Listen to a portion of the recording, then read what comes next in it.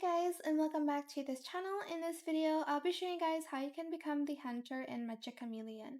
So before the game starts, you're gonna want to stand on this hunter stage. It says hunter applicants should stand here.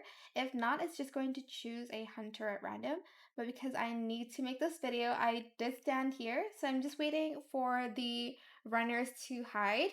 And I'll be back when the game has started so I can show you guys what to do, I guess. So I'll be back. You can also crouch and kind of climb up the walls by pressing space and obviously control to crouch.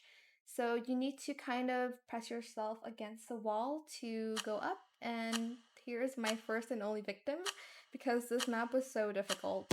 But yeah, that is it. Also, you can hear people whistle, and the louder the whistle is, the closer you are.